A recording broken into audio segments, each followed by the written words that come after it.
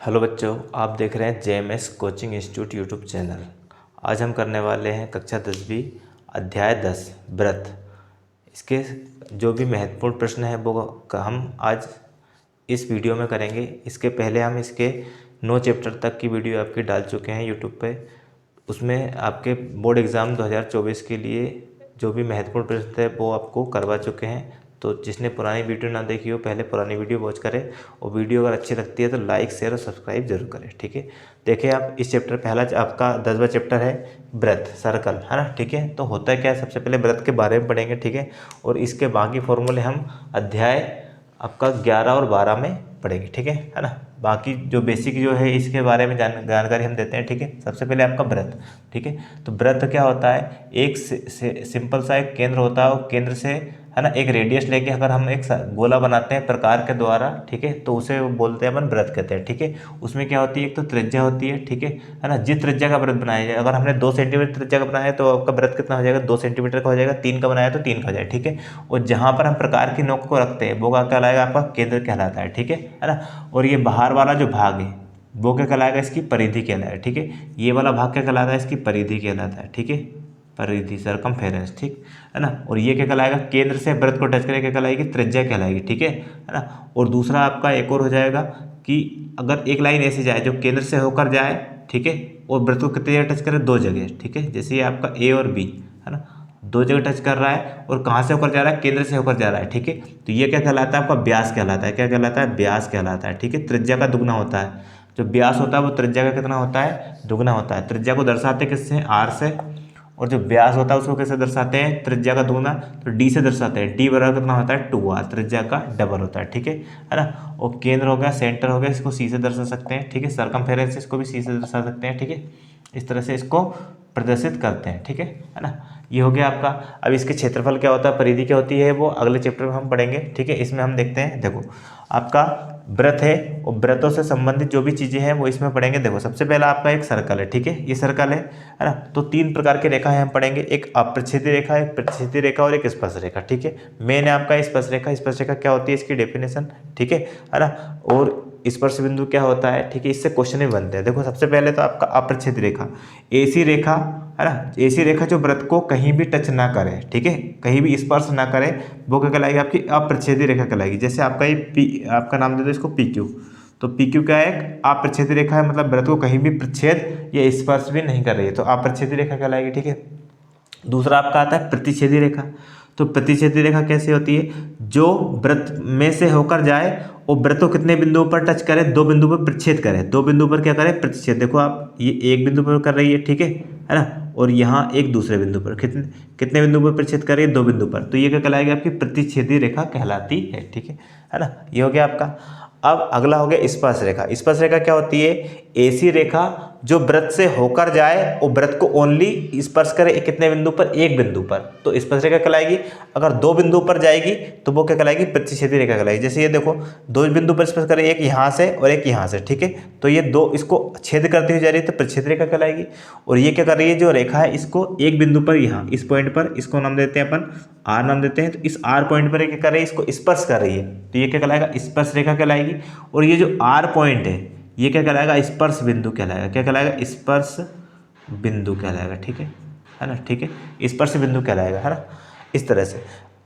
अब ये आपके स्पर्श प्रच्छेद रेखा, प्रच्छेद रेखा और स्पर्श रेखा को हमने डिफाइन कर दिया, है ना। अब इसके एक थ्योरम पढ़ते हैं, है ना। थ्योरम क्या है देखते हैं आप ना। नेक्स्ट क्वेश्चन है आपका, देखें पहला क्वेश्चन है इसका, ठीक है, मोस्ट इंपोर्टेंट प्रमेय है आपकी, पहली प्रमेय। सिद्ध कीजिए कि व्रत के किसी बिंदु पर स्पर्श रेखा स्पर्श बिंदु से जाने वाली त्रिज्या पर लंब होती है। ठीक है, मतलब हमें ये सिद्ध करना है कि एक व्रत है, व्रत में एक स्पर्श रेखा है, ये स्पर्श रेखा हो गई XY, और P क्या हो गया, स्पर्श बिंदु हो गया। ठीक है, ये आपकी XY क्या हो गई, स्पर्श रेखा हो गई। ठीक है, ये पूरी लाइन क्या हो गई, XY क्या, स्पर्श रेखा, स्पर्श रेखा। ठीक है, और जो P है ये क्या हो जाएगा, स्पर्श बिंदु हो जाएगा, स्पर्श बिंदु। ठीक है ना। तो ये सिद्ध करना है कि किसी व्रत में जो स्पर्श रेखा होती है वो स्पर्श बिंदु मतलब P, से जाने वाली जो त्रिज्या है, ये केंद्र से वृत्त को टच करती त्रिज्या कहलाती है। ये त्रिज्या पर क्या होती है, लंब होती है। ये स्पर्श रेखा ये त्रिज्या पर लंब है, मतलब यहाँ कितने डिग्री का एंगल बनाती है, 90 डिग्री का कोण बनाती है। ये अपने को सिद्ध करना है, ठीक है ना। तो देखें उसके लिए सबसे पहले आपका आता है ज्ञात है। ज्ञात है में हम क्वेश्चन के अकॉर्डिंग करेंगे, है ना। हमें कुछ भी रटना नहीं है, सारा क्वेश्चन में लिखा हुआ है। देखो किस तरह से, देखो आप, है ना। ज्ञात क्या है, ओ केंद्र का एक वृत्त है, ओ केंद्र का एक क्या है, वृत्त है, ठीक है ना। ओ केंद्र का एक वृत्त है जिसमें क्या होगा, एक्स वाई एक स्पर्श रेखा, एक क्या है स्पर्श रेखा, एक स्पर्श रेखा तथा, है ना, पी क्या है, स्पर्श बिंदु है, पी स्पर्श बिंदु है, ठीक है। ये हमने ज्ञात है में लिखा क्या, कि ओ केंद्र का एक वृत्त है, ठीक है। ओ केंद्र का एक वृत्त हो गया जिसमें क्या एक्स वाई एक स्पर्श रेखा हो गई और पी क्या हो गया, स्पर्श बिंदु हो गया, ठीक है। इतना हमें ज्ञात है। फिर आपको सिद्ध करना है। सिद्ध क्या करना है कि जो स्पर्श रेखा है वो त्रिज्या पर लंब है, यह त्रिज्या स्पर्श रेखा पर लंब है। हमें सिद्ध करना है कि OP लंब है किस पर, एक्स वाई पर, या एक्स वाई लंब है, या इसको ऐसे भी लिख सकते हैं, या इसको लिख सकते हैं एक्स वाई लंब है किस पर, OP पर, ठीक है। दोनों का मतलब एक हो रहा है, अगर ये इस पर लंब होगी तो ये लाइन इस पर अपने आप लंब हो जाएगी, ठीक है। त्रिज्या स्पर्श रेखा पर लंब हो या लंब, या स्पर्श रेखा त्रिज्या पर लंब हो, ये अपने को सिद्ध करना है, ठीक है। अब रचना में हम क्या करते हैं, अलग से कंस्ट्रक्शन में हम कुछ प्रमेय को प्रूव करने के लिए हम अलग से करते हैं, उसे बोलते हैं अपन रचना, ठीक है। तो हम क्या करेंगे, यहाँ से एक लाइन खींचेंगे जो स्पर्श रेखा पर एक बिंदु ले लेंगे Q, ठीक है। इस पर एक बिंदु क्या ले लिया अपन ने, Q, ठीक है, और इसको इससे मिला दिया, ठीक है। ये वृत्त को कहाँ काट रहा है, आपका R पर काट रहा है, ठीक है ना। तो ये लिखेंगे रचना में O को कहाँ से, है ना, O को किससे मिलाया, Q से मिलाया, है ना, ठीक है। O को Q से मिलाया, ठीक है। सॉरी, इस तरह से लिख सकते हैं अपन इसको, O को R से मिलाया तथा कहाँ तक बढ़ाया, Q तक बढ़ाया, तथा Q तक बढ़ाया, ठीक है। क्या किया, केंद्र O को हमने किससे मिला दिया, R से मिला दिया, और उसको आगे बढ़ा के कहाँ तक पहुँचा दिया, Q तक। तो O को R से मिलाया और Q तक बढ़ाया, ठीक है। अब हमें उत्पत्ति मतलब प्रूफ करना है। हमें सिंपल सी बात है, ये प्रूफ करना है कि केंद्र से जो OP लाइन है केंद्र से स्पर्श रेखा पर खींची गई सबसे छोटी लाइन है, और सबसे छोटी लाइन ही क्या होती है, आपकी लंब होती है, ठीक है। ये सिद्ध करना हमें। तो देखिए उत्पत्ति में हम क्या लिखेंगे, चूंकि, है ना, क्या हो गया आपका, देखो OP किसके बराबर है, OR के बराबर है। क्यों बराबर है, देखो क्योंकि एक ही वृत्त की त्रिज्या है, एक ही वृत्त की त्रिज्या है, एक वृत्त की त्रिज्या हमेशा क्या होती है, आपस में बराबर होती है, ठीक है। क्या देखो O से लेके P तक और O से लेके R तक बराबर है। क्यों बराबर है, क्योंकि दोनों के एक ही वृत्त की त्रिज्या इसलिए बराबर है। ये समीकरण क्या हो गया, एक हो गया, ठीक है। अब हम बात करते हैं किसकी, OQ की बात करते हैं। तो जो OQ है वो किस किसके योग के बराबर, देखो O से लेके R तक प्लस R से लेके Q तक, इन दोनों को जोड़ेंगे। देखो OQ की बात कर रहे हैं, OQ तो O से लेके R तक प्लस R से लेके Q को जोड़ा तब जाके OQ आएगा, ठीक है ना। अब OQ बराबर OR का मान कितना है, OP समीकरण 1 से, तो यहाँ OR की जगह क्या लिख सकते हैं अपन, OP लिख सकते हैं, ठीक है। क्या लिखेंगे, OP लिखेंगे, OP प्लस RQ, ठीक है। यहाँ क्या लिख देंगे, समीकरण कौन से लिखा हमने, 1 से, समीकरण 1 से। अब यहाँ से देखो हो क्या रहा है कि जो OQ है, क्या देखो ये भी केंद्र से जाने वाली लाइन है स्पर्श रेखा पर, और ये भी केंद्र से जाने वाली लाइन है स्पर्श रेखा पर, ठीक है। लेकिन क्या OP और OQ बराबर है, नहीं। क्यों, OQ किसके बराबर, OP से कितना ज़्यादा है, इतना ज़्यादा। OQ OP से कितना ज़्यादा है, इतना RQ ज़्यादा है ना। तो हम लिख सकते हैं चूंकि, है ना, क्या OP लाइन छोटी है किससे, OQ से, ठीक है। कितनी छोटी, इतनी छोटी है ना। OP लाइन OQ से छोटी है। तो हमें यही तो सिद्ध करना था, जो OP रेखा है केंद्र से, जो OP लाइन है स्पर्श रेखा पर केंद्र से खींची गई सबसे छोटी रेखा है, और सबसे छोटी रेखा क्या होती है, लंब होती है, ठीक है। तो हम लिखेंगे चूंकि जो OP है ना, कौन सी लाइन, ओपी की बात कर रहे हैं, ठीक। ओपी रेखा केंद्र से स्पर्श रेखा पर खींची गई सबसे छोटी रेखा है ना, ठीक है। क्या, ओपी रेखा केंद्र से स्पर्श रेखा, ओपी रेखा जो है केंद्र से स्पर्श रेखा पर खींची गई सबसे क्या है, छोटी रेखा है ना। और सबसे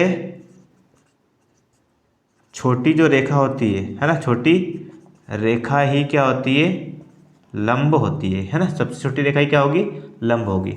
सबसे छोटी रेखा ही लंब होती है, ठीक है। लंब होती इसलिए आपका क्या हो जाएगा, इसलिए हो जाएगा आपका ओपी लाइन किस पर लंब है, स्पर्श रेखा पर लंब है, ठीक है। ये आपका प्रूफ हो गया।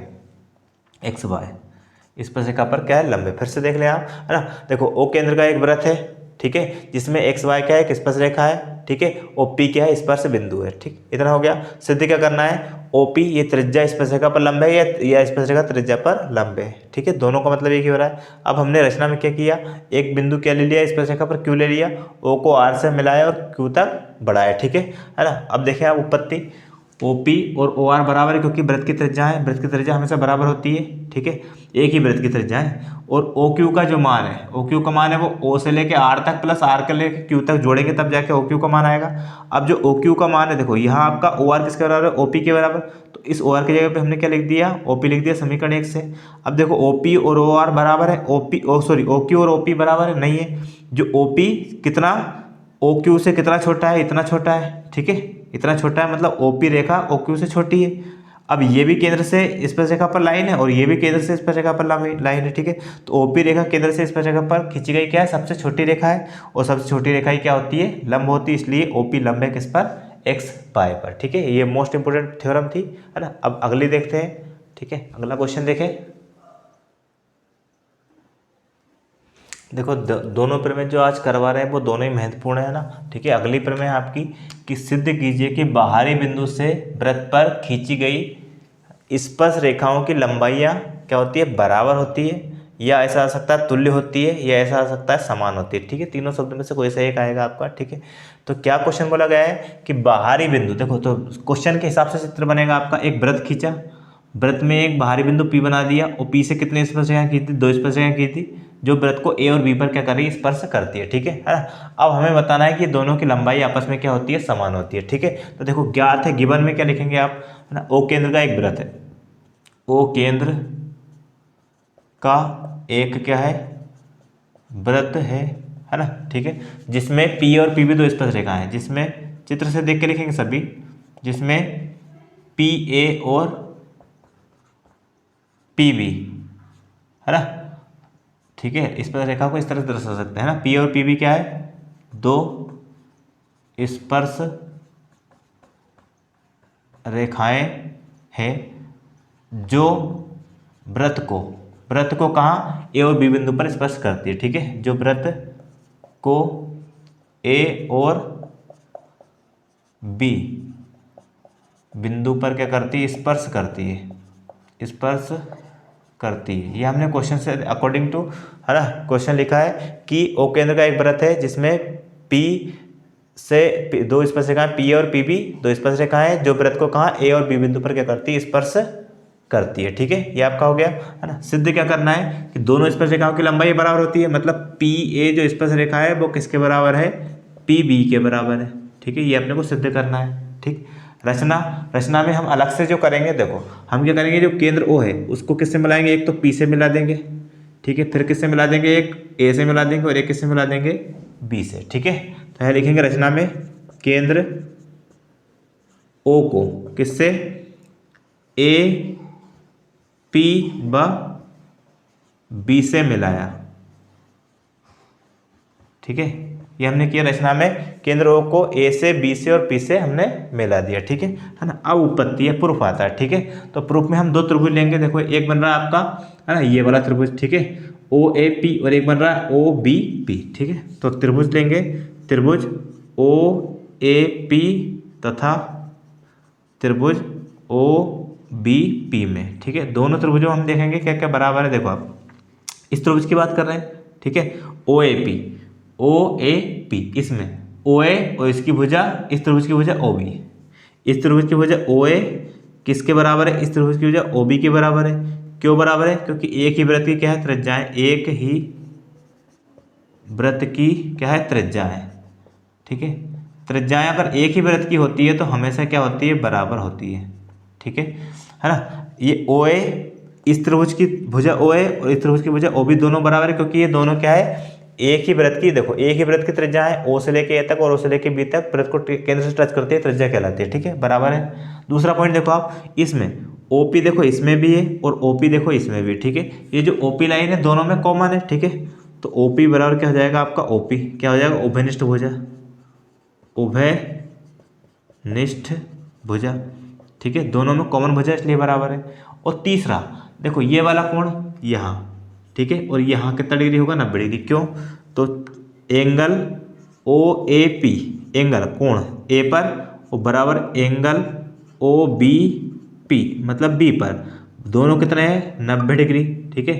प्रत्येक कितना डिग्री है, 90 डिग्री। क्यों है दोनों, क्योंकि हमने पता है कि देखो ये तो त्रिज्या है और ये स्पर्शरेखा है, इसी प्रकार ये त्रिज्या है और ये स्पर्शरेखा, त्रिज्या स्पर्शरेखा पर क्या होती है, लंब होती है। अभी हमने थ्योरम पढ़ी थी, चूंकि जो त्रिज्या होती है, त्रिज्या स्पर्श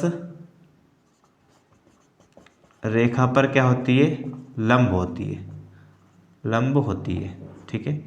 अब अगर लंब होती है इसलिए आपकी ये बराबर। अब देखो कोई से भी दो त्रिभुज है उसमें कितने, दो भुजाएं बराबर हो गई और एक कोण बराबर हो गया, तो दोनों त्रिभुज क्या कहलाएंगे, सर्वांग कहलाएंगे, ठीक है। तो इसलिए जो त्रिभुज हो गया आपका त्रिभुज ओ ए पी सर्वांग सम मतलब सभी अंग समान, ठीक है। त्रिभुज ओ बी पी दोनों त्रिभुज क्या होंगे, सर्वांग सम होंगे, ठीक है। कौन सी कंडीशन से, दो भुजाएं बराबर तो साइड, ठीक है, और ये एक कोण बराबर, साइड एंगल साइड सर्वांग समता, सर्वांग समता, ठीक है। अगर कोई से भी दो त्रिभुज सर्वांग सम हो गए तो उनकी संगत भुजाएं क्या होती है, बराबर होती है ना। कौन से थ्योरम से, बाय सीपीसीटी, सीपीसीटी, ठीक है। कैसे, अब देखो आप अगर ये दो त्रिभुज आपके बराबर हो गए, कौन कौन से, देखो ये वाला त्रिभुज ये वाला त्रिभुज दोनों क्या हो गए, सर्वांग सम हो गए। सर्वांग सम मतलब सभी अंग समान।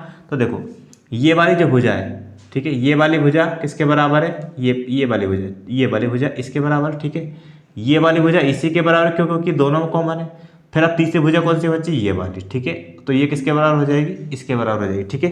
तो इसलिए हम लिख सकते हैं, ये चूंकि करेंगे और यहाँ लिखेंगे, इसलिए आपका पी ए किसके बराबर हो जाएगी, आपकी पी बी के बराबर हो जाएगी। पी ए जो रेखा है पी बी के बराबर हो जाएगी। क्यों, C by C P C T मतलब congruent part of corresponding part of congruent triangle, ठीक है। मतलब जो आपके करस्पॉन्डिंग पार्ट मतलब संगत भुजाएं और संगत कोण आपस में बराबर होते हैं, किसके, सर्वांगसम त्रिभुज के या सर्वांगसम आकृतियों के, ठीक है। इसलिए आपका ये इसके बराबर पहले से था, ये लाइन इसके बराबर पहले से थी, तब बची कौन कौन सी, ये लाइन बची और इसकी त्रिभुज की ये लाइन बची, तो दोनों क्या होंगे, एक दूसरे के बराबर होगी। तो यही सिद्ध करना था, क्या सिद्ध करना था, पी ए बराबर पी बी, ठीक है। इस तरह से आपका ये पूरा प्रूफ हुआ है ना। इस क्लास में इस चैप्टर का हमने बेसिक समझा, प्लस इसके दो थ्योरम मोस्ट इंपोर्टेंट थ्योरम थी वो हमने कर चुके हैं। अगले क्लास में हम इसके जो भी क्वेश्चन बचे हैं वो करेंगे, ठीक है। धन्यवाद।